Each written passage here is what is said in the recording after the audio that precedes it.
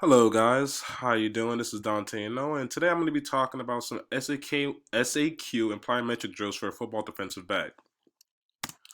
So to begin things off, we're going to be starting with a needs analysis on the DB athlete named Jacob, and we begin this with the movement analysis, basically looking at the overall movement patterns seen throughout his position. So we see that there's a lot of running, jumping, jamming, and pushing. By the way, jamming is just another form of pushing. It's just done more intensely. Uh, at a physiological analysis of his position in the sport, we see that it's mostly comprised of strength and power. Jacob has been in the training realm for a while, so he's advanced when it comes to training activities, and his primary goal is to improve speed and optimize overall movement technique.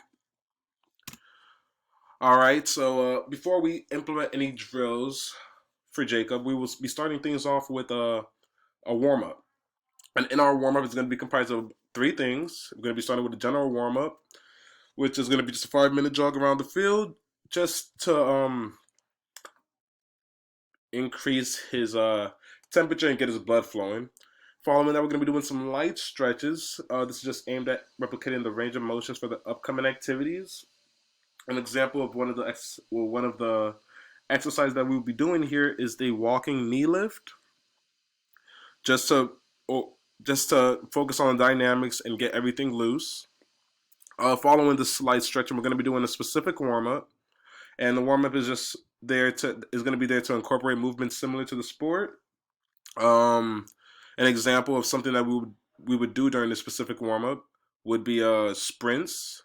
We would do this progressively, so we would start with sprints at 50% to 75% to 100%. This is usually done at the end of the specific warm up. And then following this, we would be getting into our drills that we've assigned for Jacob. So the drills we've assigned are the SAQ drill fast feet, the upper body plyo chest pass, and the lower body plyo single leg vertical jump. Alright, so the first drill we're going to be talking about is the SAQ drill fast feet. And this drill is really important at teaching the athlete to become more efficient at moving their feet quickly.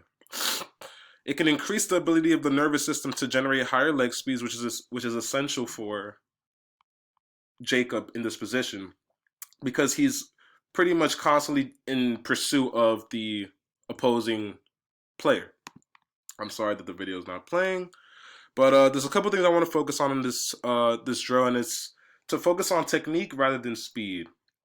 Also, when driving the heel or driving your foot down as you're moving forward or standing in place, you want to make sure that you're landing on the midfoot and not the toes of your feet. Last thing you want to focus on in this drill is that you want to keep your heads tall. Your head up and your hips tall to maintain your full body height throughout this drill. This is just going to help you facilitate the quickness of your feet as you're propelling forward or just standing in place. Next, we're going to be talking about the upper body plyo drill, the chest pass. Now, with this drill, it's pretty much as easy as its name. This drill trains explosive upper body pushing in a shorter range of motion, which trains the SSC, which is your stretch shortening cycle. Now, with this drill, you want to try to keep your feet shoulder width apart.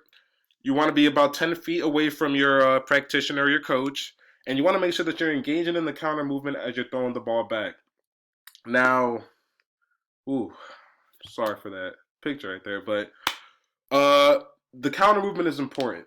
Now, with this counter movement, you're going to be seeing the amortization phase throughout this movement.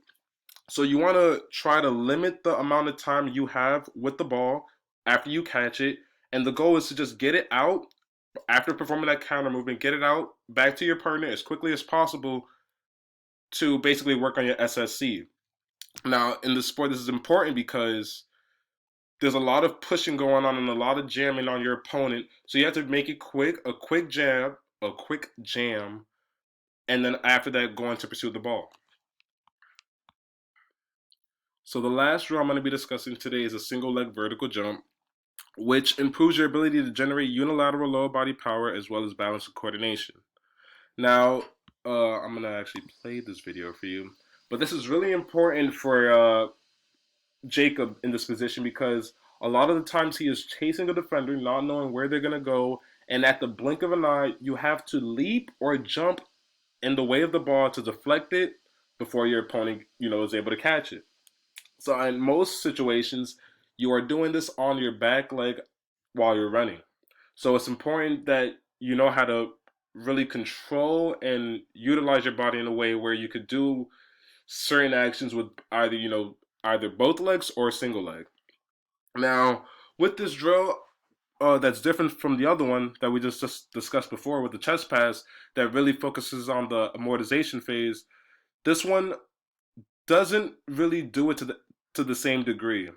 Now, although you're trying to minimize this phase, after you take the first leap and land on the same leg, you are allowed a brief pause before attempting the second jump.